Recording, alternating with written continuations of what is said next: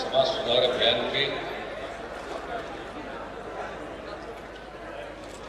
जमुई में आयोजित इस कार्यक्रम में मैं सबसे पहले जो आप सब लोग यहाँ श्री कृष्ण सिंह मेमोरियल स्टेडियम में उपस्थित हुए हैं, मैं आप सब लोगों का स्वागत करता हूँ।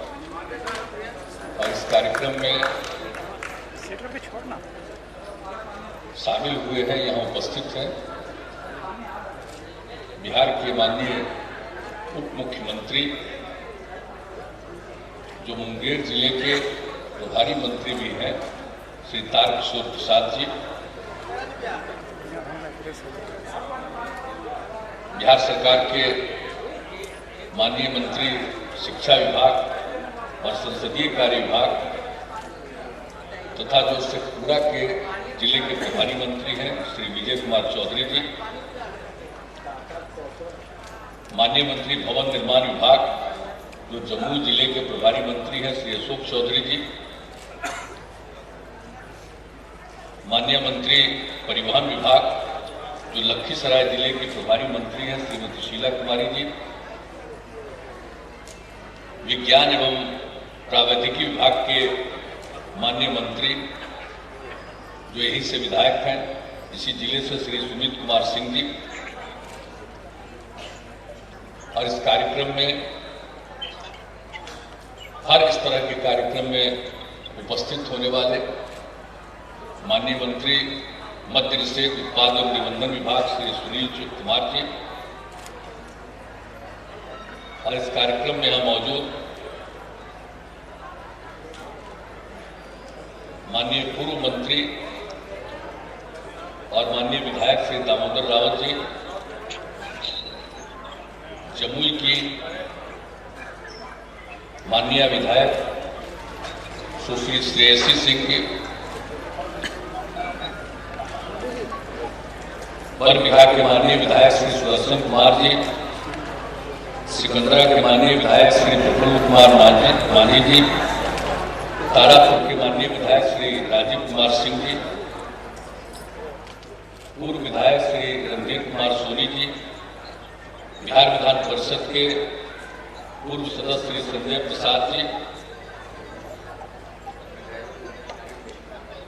जमुई जिले के भाजपा के अध्यक्ष श्री कन्हैया कुमार सिंह जी, जमुई जिले के जदयू के अध्यक्ष इंजीनियर शंभू सरन जी,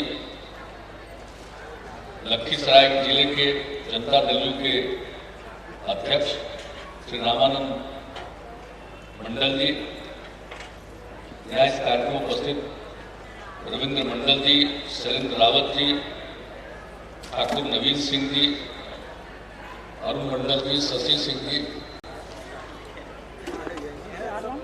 और इस अभियान में उपस्थित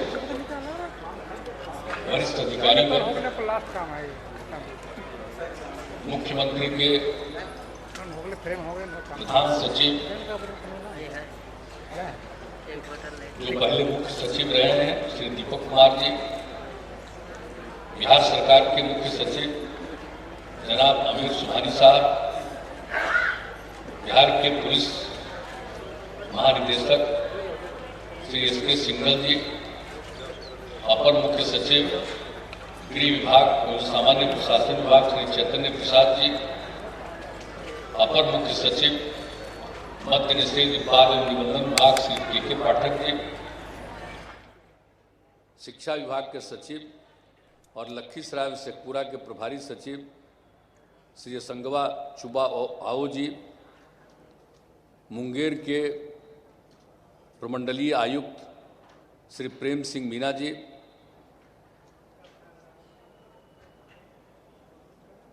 मुख्य कार्यपालक पदाधिकारी जीविका श्री बाला मुरुगन डीजी, मुंगेर के पुलिस उप महानिरीक्षक श्री संजय कुमार जी, मुख्यमंत्री के ओएसडी श्री गोपाल सिंह जी, जमुई के जिलाधिकारी श्री अवनीश कुमार सिंह जी, शेखपुरा के जिलाधिकारी मोहतरमा इनायत खान जी, मुंगेर के जिलाधिकारी नवीन कुमार जी, लखीसराय के जिलाधिकारी संजय कुमार सिंह जी, जमुई के पुलिस अधीक्षक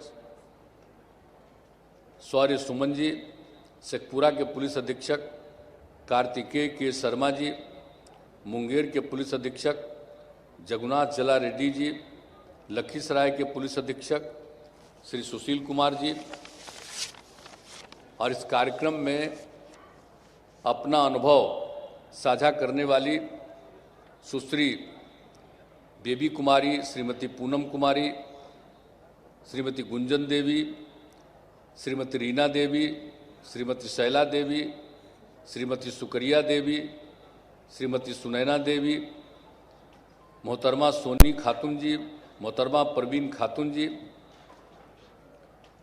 और जिनके बीच में अंतर्जातीय शादी हुई श्रीमती बबीता पासवान जी एवं राहुल कुमार मांझी जी, जिन्होंने आदर्श शादी की, और यहाँ उपस्थित समाज सुधार अभियान में शामिल गायिका सुश्री मैथिली ठाकुर जी, अन्य सभी गायिकागण, गायकगण, सभी विशिष्ट अतिथिगण, जीविका की दीदियाँ, प्रिंट एवं इलेक्ट्रॉनिक मीडिया के पत्रकार मित्रों, छायाकार बंधुओं और इस कार्यक्रम में उपस्थित बहनों एवं भाइयों, आज ये बड़ी खुशी की बात है, यहाँ पर आने का मौका मिला और जमुई की हम लोगों की जो विधायिका है श्रेयसी सिंह, इनको भी मैं विशेष तौर पर बधाई देता हूँ, और इनको कितना ज़्यादा मेडल का पुरस्कार मिला, इसके लिए मैं उनको विशेष तौर पर 2-2 पुरस्कार मिला, और यहीं की विधायिका है, यहीं की रहने वाली है, तो मुझे बड़ी खुशी हुई है और मैं उनको बधाई देता हूँ। और जो दूसरी बात, जो एक और जो सब लोगों ने अपनी बात रखी, जो यहाँ पर जितने लोग अपनी बात रख रहे थे, सब लोगों ने अपनी बात को रखा, और जो यहाँ पर जीविका समूह से जुड़ी हुई 9 लोगों ने और एक जो जिन्होंने अंतर्जातीय शादी विवाह किया, आदर्श विवाह के तौर पर यहाँ उनको प्रस्तुत किया गया, पति पत्नी दोनों को, बबीता देवी को और राहुल कुमार को। तो यहाँ पर जो उनकी बात हम सुन रहे थे और जो यहीं पर एहसास हुआ कि इन लोगों ने जो आदर्श शादी की है, जो आपस में विवाह किया है, वो अंतर्जातीय शादी। तो मुझे देख करके बड़ी खुशी हुई कि पासवान और मांझी, लड़की पासवान लड़का मांझी। तो मैं जब सुन रहा था तो मुझे खुशी हुई, इसलिए हम यहाँ बुला करके उसके सामने उसको बधाई देने के लिए हम खड़ा हुए, और ये बड़ी खुशी की बात है। देखिए, जो अंतर्जातीय शादियाँ होती है, ये बड़ा अच्छा काम किया यहाँ समाज सुधार अभियान के सिलसिले में, इस चीज़ को भी दर्शा दिए। ये तो जो हम लोग समाज सुधार अभियान चला रहे हैं, उसी का तो सब हिस्सा। आपस में जो अंतर्जातीय शादियाँ होती हैं, और कितनी खुशी थी यहाँ पर देख करके, मुझे बहुत अच्छा लगा। और फिर आप जानते हैं, हम लोगों ने अपने राज्य में ये कर दिया है, किस तरह से जो अंतर्जातीय शादी करेंगे, वो एक तरह से आदर्श विवाह है, और वैसी स्थिति में राज्य सरकार की तरफ से उनको पुरस्कृत किया जाता है। अभी हमने पूछा कि ये दोनों की शादी हुई है, इसका पुरस्कार मिला है कि नहीं मिला है, तब मुझे मालूम हुआ कि नहीं, पुरस्कार मिलने वाला है इन लोगों को। और आज ही हमने कहा कि आज ही यहाँ पर मौजूद हैं, तो इसको 1 लाख रुपया का पुरस्कार आज ही दे दिया जाए, आज ही उसको दे दिया जाए। तो आप जरा समझ लीजिए, बड़ी खुशी की बात है। हम जब आए, यह भी एक प्रकार का समाज सुधार का ही अभियान है। और बाकी सब लोगों ने जो पूरे तौर पर अपनी बात रखी, बहुत अच्छी बात है। आप जानते हैं कि हम तो ये शुरुआत कर दिए थे 2021 में ही, तब उस समय से जब हम लोगों ने इसकी शुरुआत कर दी दिसंबर में, और ये हम लोग इसको लगातार आगे बढ़ाने वाले थे। लेकिन फिर जो इसी साल जनवरी महीने में फिर से कोरोना का तीसरा दौर आ गया, और आपको तो मालूम है कि हम तो घूम ही रहे थे, लेकिन हम भी इसके शिकार हो गए, हमको भी ओमिक्रॉन हो गया। तो एक तो अलग बात है, हम तो बिल्कुल आइसोलेशन में रहे, कोई खास बात नहीं है, लेकिन आप समझ लीजिए कि इतने दौर पर बढ़ा, और सब जगह पूरे दुनिया में तो बहुत बढ़ा, अपने देश में भी बढ़ा, अपने राज्य में भी कई जगहों पर। हालांकि अपने देश में जितना होता है उसकी तुलना में अपने राज्य में बहुत कम होता है, लेकिन फिर भी जितना भी होता है तीसरे दौर में फिर बढ़ रहा था। तो इसीलिए हम लोगों ने सारे कार्यक्रमों को 6 तारीख के बाद से स्थगित किया था, और हम भी शिकार हो गए थे जाकर के जब हमने अपना टेस्ट किया था 11 तारीख को। तो एक तो अलग बात है, उस समय तो स्थगित कर दिया था आगे का, लेकिन अब उस पर काफ़ी कमजोरी आई। तो 1 महीने के करीब कई प्रकार के यहाँ पर उसके बारे में लोगों को जागरूक करके हर तरह का इंतजाम किया गया, हर तरह से लोगों के लिए सब तरह से गाइडलाइन भी दिया गया, सब तरह से किया गया, इलाज वगैरह के लिए हर तरह का इंतजाम किया गया, जो हम लोग शुरू से करते आ रहे हैं। तो ये सब काम किया और बहुत तेज़ी से घट गया, और मुझे ये देख करके खुशी हो रही है कि अभी बहुत तेज़ी से अब नीचे जा रहा है। और आज जहां हम लोग कर रहे हैं 4 जिले का, और जमुई में कर रहे हैं, तो इसमें तो मात्र अब कल का जो फिगर है मात्र 1 बचे हैं इससे पीड़ित। लखीसराय में मात्र 3, शेखपुरा में 6, और मुंगेर जो इतना बड़ा है, और आप जानते हैं जो पहला शुरुआत हुआ था 2020 से ही, तो उसमें से तो 1 व्यक्ति बाहर से आए थे, मुंगेर के ही थे, और वहीं से पूरे राज्य में शुरुआत हो गई थी। तो आज देख करके खुशी हो रही है कि मुंगेर में तो बहुत बढ़ गया था, अब मात्र 4, अब ये धीरे धीरे समाप्त हो रहा। तो ये खुशी की बात है कि अब यहाँ पर बहुत कम लोग हैं, इसलिए आज आपके बीच में आने का मौका मिला है। सचेत रहिए, सजग रहिए, और ये धीरे धीरे ख़त्म होगा। और ये सोच लीजिए कि दुनिया भर में इसको तो कोविड-19 कहते हैं, 2019 से दुनिया के कई राज्यों देशों में शुरू हो गया था, हम लोगों के यहाँ तो 2000 से शुरू हुआ, अभी तीसरा साल चल रहा है। लेकिन अब जरूर मुक्ति मिलेगी, हमको पूरा का पूरा भरोसा है। लेकिन हम सब लोगों को सजग और सचेत रहना चाहिए, ये हम कहेंगे। लेकिन अब हमको पूरा भरोसा है, और जो कुछ भी इसके बारे में हम लोग प्रतिदिन इसके बारे में पूरी जानकारी लेते हैं, बाहर क्या हुआ, अपने यहाँ क्या हो रहा है, क्या स्थिति है। और आप जानते हैं कोरोना से जो लोग भी पीड़ित हुए 2000 से, बिहार पहला राज्य जहां हम लोगों ने पीड़ित लोगों को जो अनुदान 4 लाख रुपया हर उसके परिवार को हम लोग देते रहे। तो ये सब चीज़ तो हम लोग करते ही रहे हैं। बाहर जितने लोग थे 2000 में फंसे हुए थे, हर जगह लोगों से संपर्क करके, जो लोगों का वहाँ रहने का इंतजाम नहीं था, आना चाहते थे, आने लगे बहुत लोग पहले से ही। और फिर केंद्र सरकार ने उनके आने का भी इंतजाम किया, ट्रेन से भी भेजने का। और उस बीच में जो जहाँ रहते थे उनके लिए हम लोगों ने सब तरह का इंतजाम, उनके भोजन तक का इंतजाम करवाया था राज्य सरकार की तरफ से विभिन्न राज्यों में, और यहाँ पर भी लाया गया, उनको भी हम लोगों ने सब तरह की सहायता दी। ये सब करते रहे हम लोग कोरोना के दौर में। लेकिन अब मुझको पूरा का पूरा भरोसा है कि इससे जरूर मुक्ति मिलेगी।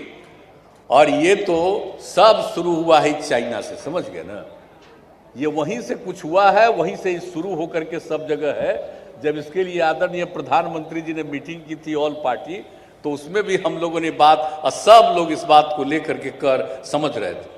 तो खैर अब इससे मुक्ति मिलेगी। और बोलिए जो सबसे विकसित देश है वो सब कितना प्रभावित हुआ था, तो इसलिए वो तो एक अलग चीज़ है। अब हमको लगता है कि हालांकि हम लोगों का देश कई दूसरे देशों की तुलना में कम प्रभावित हुआ और अपने देश में भी अपना राज्य, इतनी बड़ी आबादी का राज्य है, देश में जिन जिन राज्यों में आबादी है उसमें तीसरी सबसे बड़ी आबादी का राज्य हम लोगों का है, और यहाँ भी हम लोग सबसे नीचे रहे 26वें नंबर पर, 25वें नंबर पर। तो ये स्थिति में रहे तो सबको मुक्ति मिलेगी, ये हमको पूरा भरोसा है। लेकिन सब सजग रहिएगा, सचेत रहिएगा, और इसी को भी ध्यान में रख करके सीमित लोगों को बुलाया जाता है और सब लोगों का टेस्ट कराया जाता है और सब लोगों के लिए इंतजाम किया जाता है कि ताकि किसी को कहीं कोई दिक्कत नहीं हो। तो ये सब बात तो है, लेकिन अभी जो हम लोग अब समाज सुधार अभियान जो चलाना चाह रहे हैं, अब ये समाज सुधार अभियान निरंतर जारी रहे, हम तो यही चाहते हैं।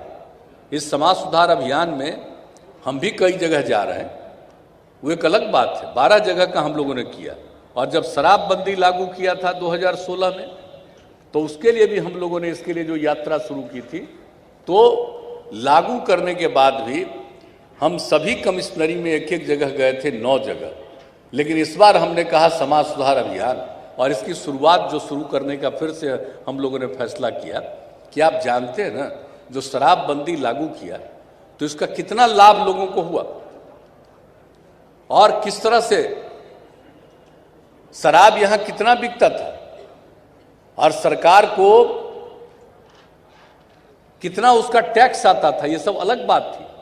हम लोग हमेशा शराब के खिलाफ थे, लेकिन फिर भी शुरू में लगता था कि पता नहीं इसको ठीक ढंग से लागू कर पाएंगे कि या नहीं लागू कर पाएंगे। जननायक कर्पूरी ठाकुर जी ने अपनी सरकार में इसको लागू किया और 2 साल के अंदर उनको हटा दिया लोग, और बाद में फिर लागू कर दिया शराब, ले आया शराब को। तो उसको देखते हुए हम लोगों को ये लगता था। लेकिन 2015 को 9 जुलाई को ही एक कार्यक्रम था, इसी तरह से सब जीविका समूह की महिलाओं के साथ एक कार्यक्रम था पटना में। तो वहाँ पर हम बोल करके बैठे और उसी में महिलाओं ने पीछे से, जीविका की दीदियों ने कहना शुरू किया, शराबबंदी लागू कीजिए, शराबबंदी लागू कीजिए। तो नीचे हम जाके बैठने जा रहे थे तो हमने कहा ये बोल रही है शराबबंदी की बात। तो हमने, जो हमारे साथ अन्य लोग थे, मंत्रीगण थे, हमने पूछा क्या बोल रही है, तो कहा शराबबंदी की बात कर रही है। लौट करके आ करके फिर माइक पर हमने कह दिया था, वो 2015 का 9 तारीख था जुलाई का, और उस दिन ये बात हो गई। तो हमने आ करके कहा कि अगली बार फिर अगर हम लोगों की सरकार बनेगी तो हम शराबबंदी लागू करेंगे, क्योंकि 3 महीना के अंदर चुनाव होने वाला था।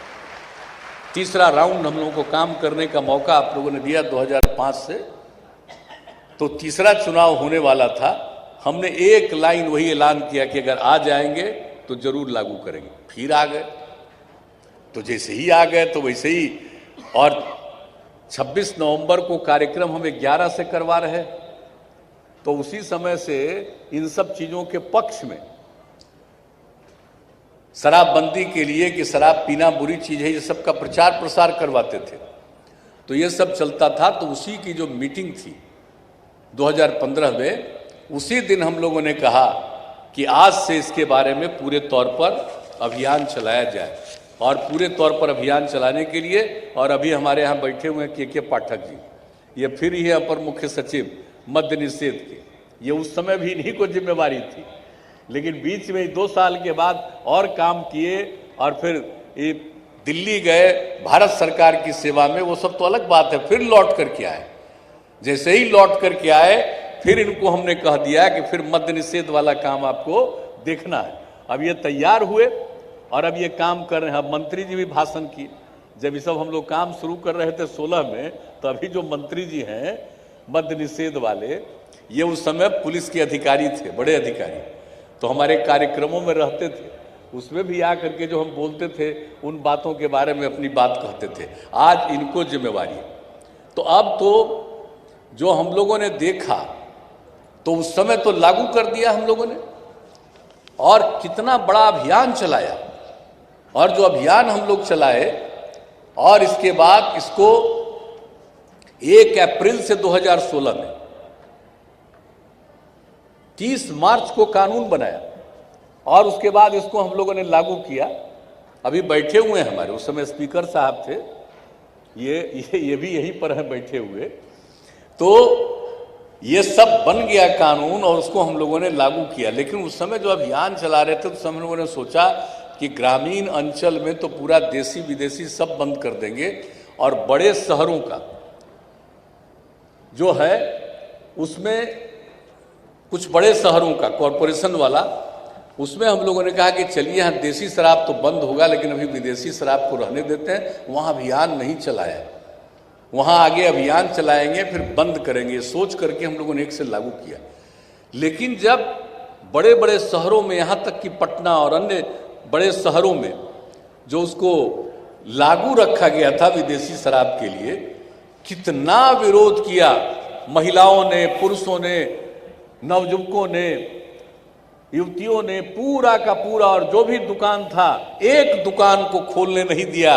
ये देख करके मुझको इतनी खुशी हो रही थी कि हम सोच रहे हैं कि अभी उतनी जागृति नहीं है, ये तो शहरों में भी लोग नहीं होने दे रहा, खुलने नहीं दे रहा। ये बड़ी खुशी की बात है। और उस समय हाउस चल रहा था, 4 अप्रैल तक था और रोज रोज हम सब जगह का खबर लेते रहे। और फिर 4 अप्रैल को मीटिंग किया और 5 को कैबिनेट करके हम लोगों ने ये तय कर दिया कि अब 5 तारीख से 5 अप्रैल से ही शहरी इलाके में जहां विदेशी शराब की इजाजत थी उसको भी बंद कर देंगे। और उस दिन से बंद कर दिया।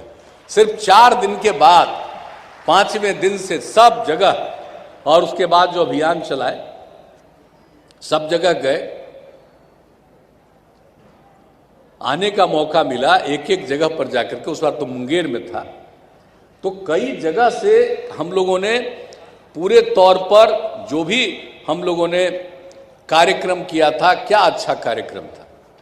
और उसमें आप ही लोगों के जो सब आती थी जीविका समूह की, वो बोलती थी, आज भी बोल रही थी, अच्छा लग रहा था। अपने अपने अनुभव को विभिन्न चीजों में साझा कर रही थी, मुझे अच्छा लगा, मैं उन लोगों को धन्यवाद देता हूं। लेकिन जो उस समय की बात है, आप लोगों को याद करा देना चाहते हैं। साहब, जब उसमें कोई महिला बोलती थी, इतना अच्छा बोलती थी, और एक महिला की बात हम कभी भूलते नहीं।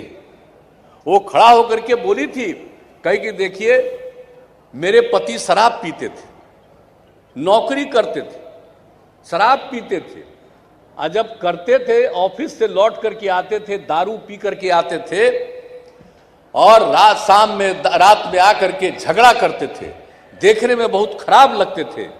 और घर में जो काम होना चाहिए बच्चे बच्चियों के पढ़ाई का या सबके भोजन आदि का ठीक ठाक प्रबंध होना चाहिए, ये कमाते थे, वो नहीं होता था। सब बहुत दुखी थे और आते थे, झगड़ा करते थे, देखने में खराब लगते थे। लेकिन जब शराबबंदी लागू हुआ तो उन्होंने भी दारू पीना बंद किया। अब जब आते हैं शाम में तो बाजार से सब्जी तरकारी खरीद करके लाते हैं और मुस्कुराते हैं और शाम में हम लोगों का सहयोग भी देते हैं और अब देखने में अच्छे लगते हैं।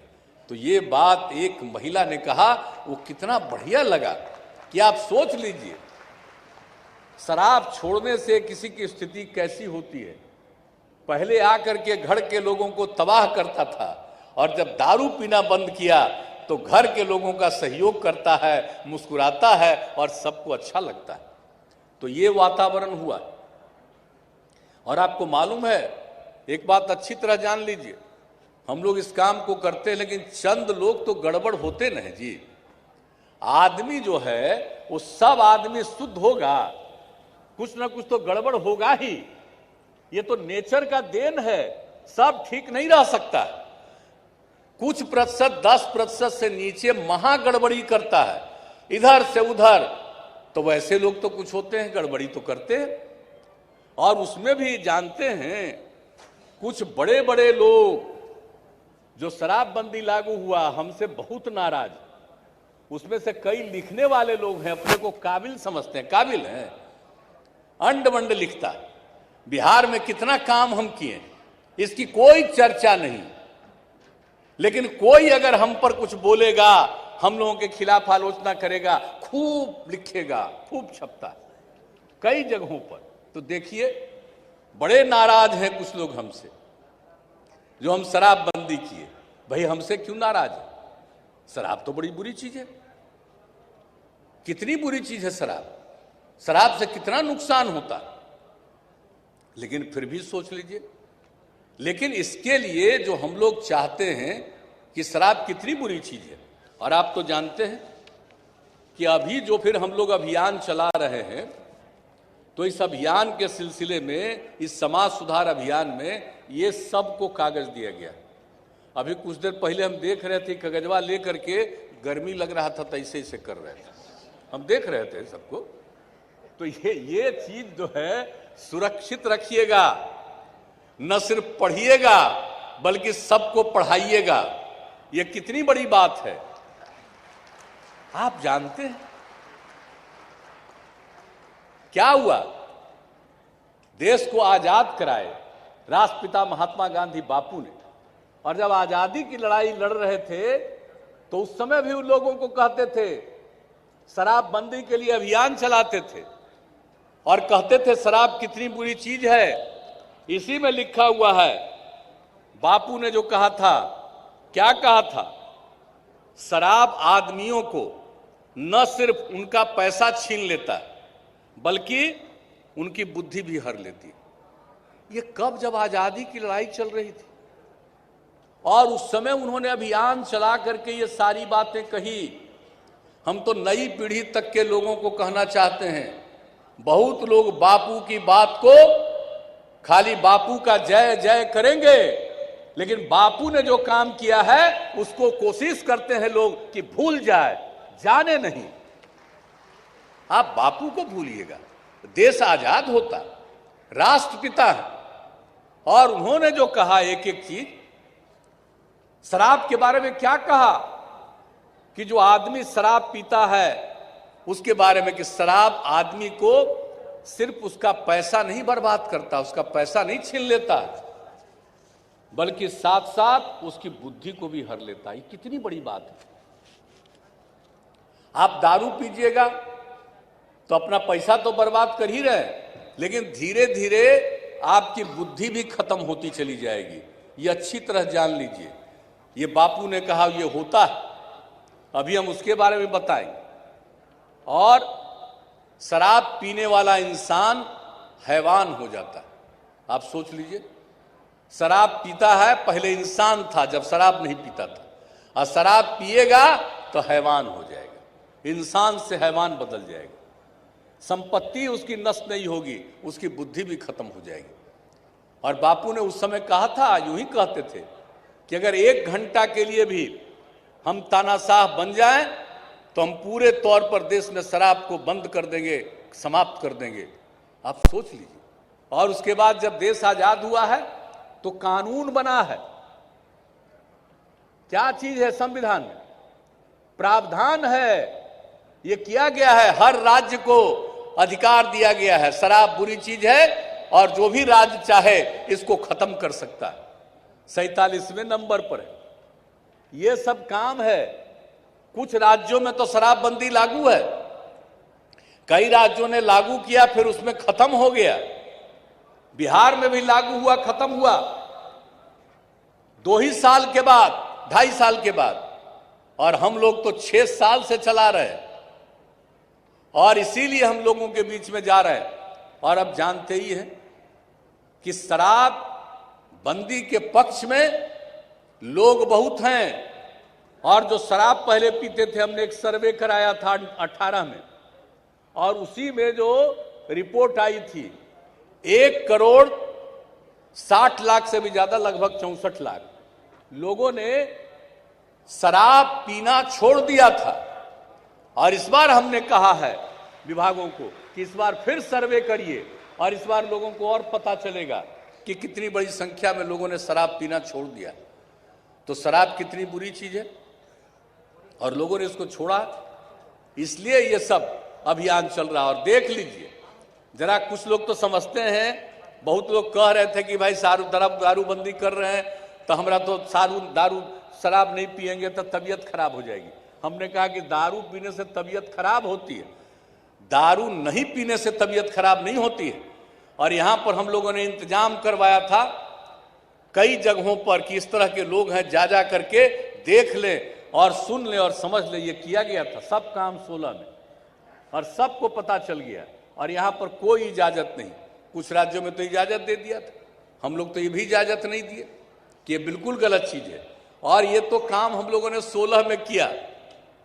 और उसके बाद सोच लीजिए कि विश्व स्वास्थ्य संगठन, वर्ल्ड हेल्थ ऑर्गेनाइजेशन WHO ने 2016 में ही दुनिया भर का पूरा एक राज्य, हर प्रांत का, सब जगह का सर्वेक्षण, हर देश का किया सर्वेक्षण, हर जगह हर इलाके का, पूरे दुनिया के हर इलाके का किया।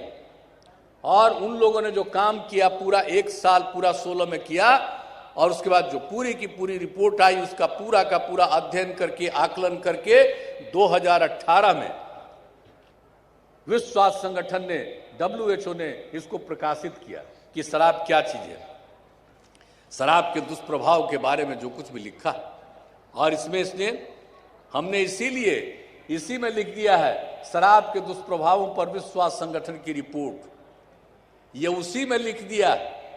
सब देखिएगा कि कितना बुरा चीज है शराब। आप बताइए क्या किया, दुनिया भर का पूरा अध्ययन किया। और क्या हुआ मालूम है, एक साल के अंदर जो उसका सर्वेक्षण हुआ उससे पता चला 2016 में ही कि एक साल में शराब पीने से 30 लाख लोग मरे, शराब पीने से। मालूम है देश में जितनी, दुनिया में जितनी एक साल में मृत्यु होती है उसका 5.3% मृत्यु सिर्फ शराब पीने के कारण। यह उन लोगों ने सर्वे किया, आप जरा सोच लीजिए। और उसने ये रिपोर्ट दिया है।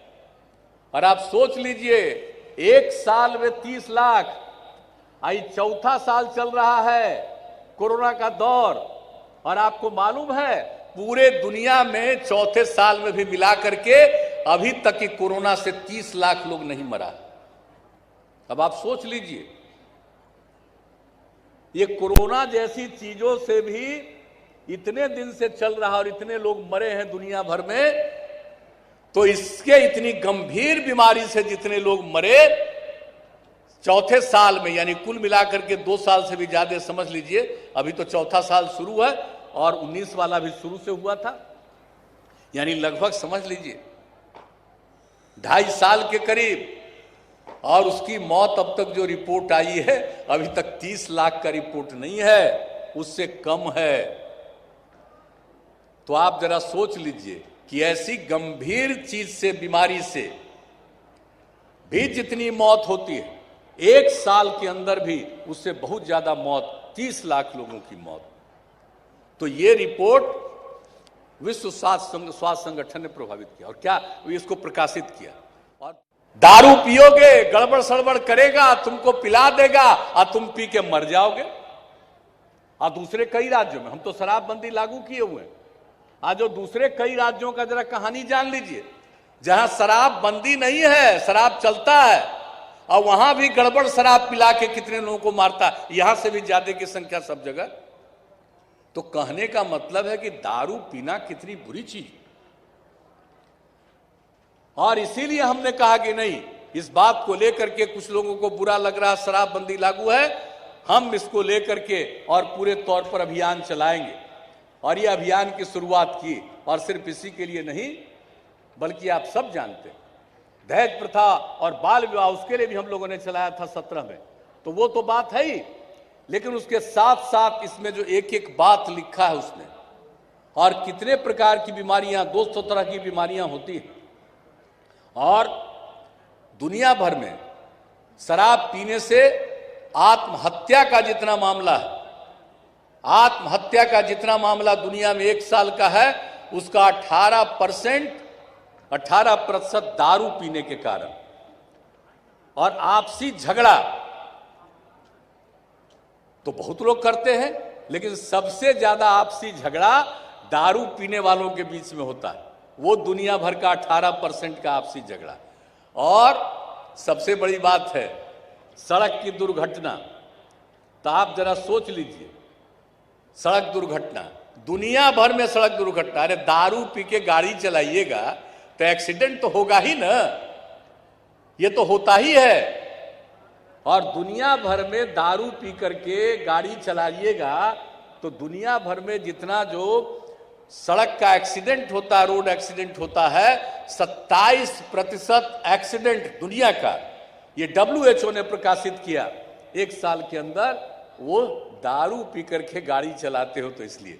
और यहां जानते हैं ना अब एक्सीडेंट कितना घट गया है, दारू को बंद करने से एक्सीडेंट कितना बिहार का घट गया है। तो इसीलिए आप जान लीजिए कि शराब कितनी बुरी चीज है। और इसने अनेक बीमारियों के बारे में भी बता दिया है कि सब साहब इस सब बीमारी कितनी खराब चीज है। लीवर किरोसिस के कुल मामलों का 48%, 48%, और माउथ कैंसर का कुल मामलों का 26%, पैंक्रियाज जो गंभीर बीमारी, अति गंभीर बीमारी, उसका 26%, टीबी का 20%। आप समझ लीजिए दारू पीने के कारण इन सब बीमारियों के सबसे ज्यादा लोग शिकार होते हैं। इसीलिए इस चीज को हम लोगों ने हर जगह दे दिया है। पढ़िएगा, बापू की बात पढ़िए, और जो वर्ल्ड हेल्थ ऑर्गेनाइजेशन ने शराब का क्या बुरा असर है उसके बारे में लिखा है, वो सब पढ़िएगा, सबको पढ़ाइएगा, ताकि ये बात को समझे। और लोगों को समझना पड़ेगा। कुछ लोग बात को नहीं समझता है, लेकिन कुछ ना कुछ लोग बात को जरूर समझेगा। और कितनी बुरी चीज होती है, हर प्रकार से सब तरह का खतरा। तो शराब पीने के कारण जो हर तरह की बीमारियां हैं, उससे भी एक एक आदमी को सचेत करना। और साथ साथ हम लोग तो इसके लिए अभियान चला ही रहे हैं, हर प्रकार का काम चल रहा है, और हम लोगों ने बता दिया कि ये सब चीज हो रहा है। और आप सोच लीजिए कि हम लोग सिर्फ समाज सुधार अभियान चला रहे हैं, ये तो जरूरी चीज है। हम लोगों ने विकास का कितना काम किया है। और जब से आप लोगों ने काम करने का मौका दिया 2005 में, 24 नवंबर को शपथ ग्रहण किया, और उस समय से जो काम करने का मौका दिया, बिहार की क्या हालत रहती थी। शाम होते कोई घर से निकलता था जी, याद करिए अब कितना आनंद रहता है। आप जरा सोच लीजिए पहले क्या बुरा हाल था, सड़कों की कोई हालत नहीं। अब हर गांव को सड़क से जोड़ने का नियम बना करके हम लोगों ने पूरी कोशिश की है। सबके अब पुल पुलिया सड़क सबको देखने का काम, हमेशा उसको ठीक रखने के लिए, उसके लिए भी हम लोग पूरा का पूरा प्रयास कर रहे हैं। उसका एकदम मेंटेनेंस ठीक ढंग से रखने का, ये सब भी काम कर रहे हैं। और क्या बुरा हाल था, आप जरा बताइए। गरीबों के बारे में कभी चिंता थी? समाज के कमजोर तबकों के बारे में कोई चिंता थी? महिलाओं के बारे में कोई चिंता थी? कितनी लड़कियां पढ़ पाती थी? 5वें क्लास तक तो लोग भेज देते थे, लेकिन उसके बाद अगर 6ठे क्लास में जाती उसको पोशाक चाहिए था। लेकिन लोगों के पास पैसा नहीं था, इसलिए ज्यादातर गरीब के लोग छोड़ देते थे, अपनी बेटियों को पढ़ने के लिए नहीं भेजते थे। ये हालत था। गरीब तबके के लोग कितना कम स्कूलों में जाते थे, 12.5% आबादी का नहीं जा पाता था। उसकी स्थिति ऐसी थी, नहीं भेज पाते थे। तो ये सब एक एक चीज हम लोगों ने कितना किया, कितने स्कूलों का निर्माण करवाया। और बच्चियों को लोग आगे नहीं भेजते थे, तो हमने पोशाक योजना की शुरुआत कराई कि वो 6ठा से आगे पढ़े, और खाली 8वां तक नहीं पढ़े और आगे पढ़े। तो उसके लिए साइकिल योजना की शुरुआत कराई। 9वें क्लास में कोई लड़की साइकिल चलाती थी। हम जब साइकिल योजना की शुरुआत कराए तो कुछ लोग मेरे खिलाफ बोल रहे थे कि अरे लड़की सबको साइकिल पर चलाइएगा, उसको लोग तंग करेगा। हमने हंसते हुए कहा हर परिवार की लड़की पढ़ेगी और साइकिल से जाएगी, कोई तंग नहीं करेगा, ये स्थिति होगी। और किसी ने कभी तंग किया? कितना लड़कियों को खुशी हुई और भुलाइएगा मत। ये जब हम 2008 से शुरू करा दिए, 7 से ही, और सबको मिलना शुरू हो गया, कहीं ऐसा ना हो कि आजकल भूल जाए। और जो साइकिल योजना की हम लोगों ने शुरुआत की, विदेशों से 3 देश से लोग आकर के इसका आकलन किए, और आकलन करने के बाद 9, 10, 11 रिपोर्ट प्रकाशित किया कि बिहार में इतना अच्छा काम किया लड़कियों के लिए साइकिल, और लड़कियां कितना साइकिल चलाने लगी। और जब आती थी माँ को, कभी पिता को साइकिल पर ले जा करके बाजार भी ले जाती थी। और अब तो क्या स्थिति थी। और फिर जब हम घूमते थे तो कई जगह पर लड़कों को देखते थे कि कुछ कहना चाहता था, तो हम कहे क्या है जी, तो लड़का सब कहने लगा कि कुछ हम पर भी ध्यान दीजिए। तो हमने कहा पूरा ध्यान देंगे, और उसके बाद हमने लड़कों के लिए भी साइकिल योजना में शामिल कर दिया। तो अब सबको साइकिल, आप जरा सोच लीजिए। और अब कितनी संख्या पढ़ने वालों की बढ़ी, अब लड़कियों की कितनी संख्या बढ़ी। अब आपको मालूम है 1 साल पहले अब इतना कम लड़की पढ़ती थी, अब लड़का लड़की बराबर। 1 साल पहले मैट्रिक की परीक्षा थी तो उस समय 300 लड़की लड़का से ज्यादा। आप सोच लीजिए, ये हालत हो गया है। इतना सुधार। तो जब आप लोगों ने मौका दिया तो हम एक एक काम छोड़े हैं। हम महिलाओं के लिए क्या किया, केंद्र में कानून बन गया, पंचायती राज, नगर निकाय सब में महिलाओं को 1/3 का आरक्षण दिया जाएगा उसको रहने का। लेकिन यहां तक लागू ही नहीं था। कानून तो बहुत पहले बन गया था, 94, 95, लेकिन यहां तक नहीं लागू था। जब हम लोग आए तो लागू किए, और हम तब लागू किए तो महिला के लिए कम से कम 1/3 है। हमने कहा 1/3 क्यों।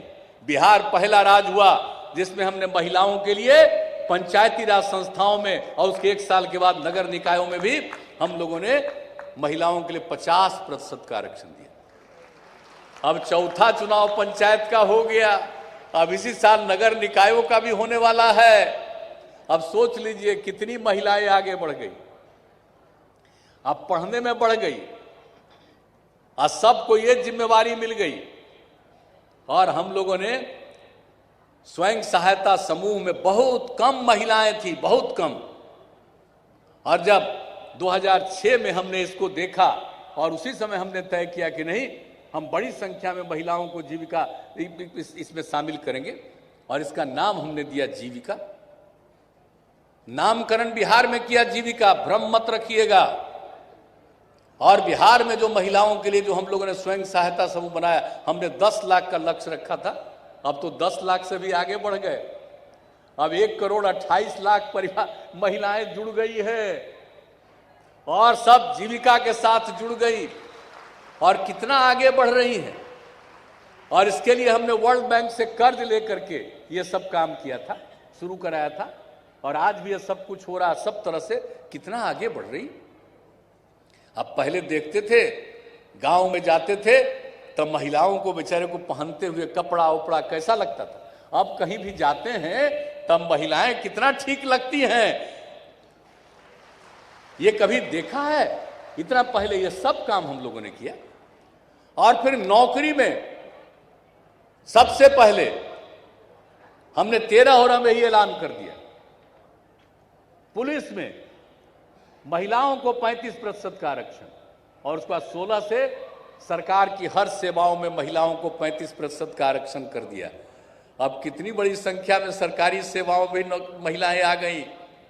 अब तो हर चीज में महिला का कर ही रहे हैं, सब तरह से कर रहे हैं, वो तो एक अलग बात है। लेकिन अब कितना आगे बढ़ी, हर प्रकार से जो हम लोगों ने इन लोगों के उत्थान के लिए जो सारा काम किया। तो आप सबको मालूम है, महिलाओं के लिए सारा काम, समाज के कमजोर तबके के और लोगों के लिए। और आपको मालूम है कि पुलिस में, बिहार में पुलिस में जितनी महिलाएं हैं, इतना पुलिस देश के कितने बड़े बड़े राज्य में भी इतनी महिलाएं पुलिस बल में नहीं हैं। 25,000 से भी ज्यादा, 25,018, 25 लाख कितना, 25,128 है। तो आप जरा सोच लीजिए कि कितना सब हम लोग काम करते जा रहे हैं। एक एक चीज के लिए, और समाज के उत्थान के लिए। जो गरीब तबके के लोग थे, अनुसूचित जाति, अनुसूचित जनजाति, अति पिछड़े वर्ग, अल्पसंख्यक समुदाय, सबके लिए और जो पहल लेकर के हम लोगों ने तो पूरे बिहार के लिए काम किया, लेकिन विशेष पहल जो पीछे थे उनको आगे बढ़ाने के लिए इन तबके के लोगों का उत्थान किया। तो ये सब काम तो करते रहे, और आज भी नया नया एक एक काम कर दिया। अभी उप मुख्यमंत्री जी आपको बता रहे थे 7 निश्चय 2 के बारे में, 7 निश्चय 1 करके हर घर नल का जल, हर घर तक शौचालय, हर घर तक पक्की गली नाली का निर्माण, एक एक काम, और सबका मेंटेनेंस होगा। अब हर गांव में भी कई जगहों का हम लोग सर्वेक्षण करा रहे हैं, कर रहे हैं कि और दूसरी सड़कों की जरूरत है। कई गांवों को जोड़ते हुए अगर लोग बड़ी जगहों पर जाएंगे तो उसके लिए भी करना, वो भी काम। कौन सा काम हम लोग कर रहे हैं? जल जीवन हरियाली अभियान भी शुरुआत करा है। 7 निश्चय जो 16 से शुरू किया, एक उसके पहले जो काम किया उसकी चर्चा, और अब 7 निश्चय 2 में भी हर चीज को मेंटेन करके रखना, एक एक चीज पर पूरा का पूरा काम करना। तो हम लोग विकास का भी काम, न्याय के साथ विकास हमारा संकल्प है, और हम शुरू से कहते हैं लोगों की सेवा करना ही हमारा धर्म है। हम पूरे तौर पर सेवा करते हैं और मिलजुल करके काम कर रहे हैं, लेकिन इन सब चीजों के साथ जरूरी है कि समाज सुधार का काम होना चाहिए। अगर लोगों की आमदनी बढ़ेगी तो दुरुपयोग करेंगे। अब जब शराबबंदी लागू किया तब पैसे का सदुपयोग कर रहे हैं। अब कितना सब्जी की खेती बढ़ गई जी, अब कितना बिक्री हो रहा, दुकान कितना बढ़ा, आप जरा कल्पना कर लीजिए। लोगों का पैसा ये गड़बड़ चीजों में नहीं करने से जो बचता है तो इसका कितना लाभ मिल रहा है। तो समाज के हर क्षेत्र के विकास के लिए आप जरा कल्पना कर लीजिए कि हम लोगों ने पूरे के तौर पर एक एक चीज के लिए काम किया है, लेकिन इसके साथ साथ जो समाज सुधार की बात हम कर रहे हैं, जो नशाबंदी की बात तो है, लेकिन बाल विवाह दहेज प्रथा, इसके लिए भी 17 में हम लोगों ने अभियान चलाया और आगे जारी रखे हुए। अभी मुझे बड़ी खुशी हुई, बाल विवाह वाली बात पर सब बोल रही थी। अब कम उम्र में शादी होने से लोगों को कितनी तबाही होगी, कितने तरह की बीमारियां होती हैं, ये सब बात को अच्छी तरह लोगों को जानना चाहिए। इसलिए कम उम्र में शादी नहीं होनी चाहिए। और जो दीदियां हैं, ये आप लोगों ने बहुत अच्छा कहा है, इस चीज को अभियान गांव-गांव तक एक कम उम्र में शादी नहीं होनी चाहिए। अभी तक तो नियम है महिला का उम्र 18 साल, अब पुरुष का उम्र 21 साल, और अब तो केंद्र सरकार ने कानून बनाने के बारे में शुरुआत की है, कहा महिला का भी अब 25-21 साल तक करेंगे। तो कहने का मतलब है, आप सोच लीजिए, कम उम्र में अगर शादी होगी तो अनेक प्रकार की बीमारियां, कई प्रकार के संकटों का सामना करना पड़ता है, कई लोग मृत्यु के शिकार होते हैं। तो ये तो नहीं होना चाहिए, इसलिए बाल विवाह से बिल्कुल बचना चाहिए। और दहेज प्रथा, आप सोचिए भला, और बाल विवाह दहेज प्रथा के खिलाफ आज से नहीं, बहुत जमाने से पूरे देश में कानून बना हुआ है, लेकिन फिर भी इसका पालन क्यों नहीं? इसलिए अभियान चलाते रहना बहुत जरूरी है। और किस प्रकार से लोग करते हैं, कितना गलत काम है। कोई अगर दहेज लेता है, क्या बुरी चीज है, और दहेज क्यों लेते हैं? बहुत लोग कहते हैं बेटा को हम पढ़ाते हैं और इसके लिए हमको पैसा चाहिए, और शादी करते हैं और उससे आप पैसा लीजिए, कम पैसा लिए, बाद में उसको तंग करते हैं। कितने लोग इसके शिकार होते हैं, कितने लोगों को भागना पड़ता है, कितने लोगों को छोड़ देते हैं, कितने लोगों की हत्या होती है, कितने लोग आत्महत्या करती हैं, क्या स्थिति होती है। ये सब कितनी बुरी चीज है। लेकिन ये कितना बुरा चीज है, कोई आदमी कैसे सोचता है कि शादी करेगा कोई लड़का लड़की से तो उसको पैसा मिलेगा, भूल जाता है अरे हम और आप कोई भी आज है तो पैदा कैसे हुए, पुरुष और स्त्री दोनों रहती है तभी ना हम लोग पैदा होते हैं। तो अगर तुम पुरुष हो, लड़के हो, और तुम्हारी शादी नहीं होगी तो तुम्हारा कोई बाल बच्चा होगा? कोई लड़का लड़का मिल के बच्चा पैदा करोगे? अरे लड़की रहेगी तभी ना बच्चा पैदा होगा। तो बिना लड़की के, बिना महिला के तो कोई बच्चा ही नहीं पैदा हो सकता। तो उसे कैसे लेते हो भाई? तो ये कितनी बुरी चीज है। इसके खिलाफ जबरदस्त अभियान चलते रहना चाहिए और सब महिला से कहेंगे। और हम लोग तो पहले भी कह दिए थे, कोई शादी करेगा, निमंत्रण देगा तो लिखेगा कि हम लोग दहेज प्रथा नहीं लिए हैं, तभी हम जाएंगे। और अब तो हम फिर कह रहे हैं और आप लोगों से भी कहेंगे कि कोई कहे, उनके लिए भी है। और अब तो नीरा वाले के लिए भी हमने तय कर दिया है कि साहब जो ताड़ी चलता था ताड़ के पेड़ से, अगर उससे सूर्योदय होने के पहले अगर उसी को निकालिएगा तो वही से नीरा बनता है। और नीरा इतना फायदेमंद चीज है, स्वास्थ्य के लिए भी बहुत अच्छा है, स्वाद भी कितना मीठा है। तो नीरा का उत्पादन हो और उसकी जो शुरुआत करेंगे, उन परिवारों को भी इस काम को करने के लिए, खास करके ताड़ के पेड़ से ताड़ी की जगह पर नीरा का काम जो शुरू करेंगे, उन लोगों को काम करने के लिए भी राज्य सरकार की तरफ से हम लोगों ने अब तय कर दिया है कि उनको भी 1 लाख रुपए की मदद हम लोग देंगे, ताकि वो ज्यादा से ज्यादा नीरा का उत्पादन करके आगे बढ़े। तो हम लोग तो ये सब काम कर रहे हैं, आप लोग तो कीजिएगा ही। लेकिन जो समाज सुधार अभियान वाला है, इसके लिए निरंतर जारी रखना है ना। तो इसको लेकर के सब लोग लगातार अभियान चलाइएगा ना। हाथ उठा के बताइए आप लोग। चलिए, बहुत बहुत धन्यवाद। आपने संकल्प ले लिया, हाथ उठा करके बता दिया कि हम ये निरंतर इस अभियान को चलाते रहेंगे। इसके लिए मैं आप सब लोगों को धन्यवाद देता हूं। और ये काम जारी रहेगा, समाज और विकसित होगा, बिहार और आगे बढ़ेगा और देश की सेवा में अपना योगदान करेगा।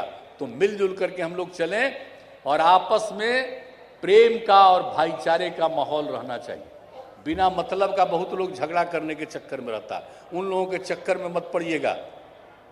सबसे बड़ी चीज है आपस में प्रेम का और भाईचारे का भाव रखना। तो इसको भी लेकर के हम लोग चले, समाज को एकजुट करें और मिलजुल करके हम लोग सबको आगे बढ़ाएंगे। और आपने जो संकल्प ले लिया, इसके लिए मैं आप सबको हृदय से धन्यवाद देता हूं। और आप सबके बीच में मुझको आकर के कुछ कहने का मौका मिला, इसके लिए, और आप सब लोगों ने हमारी बात को सुना, इसके लिए मैं आप सब लोगों को धन्यवाद देता हूं और अपनी बात को समाप्त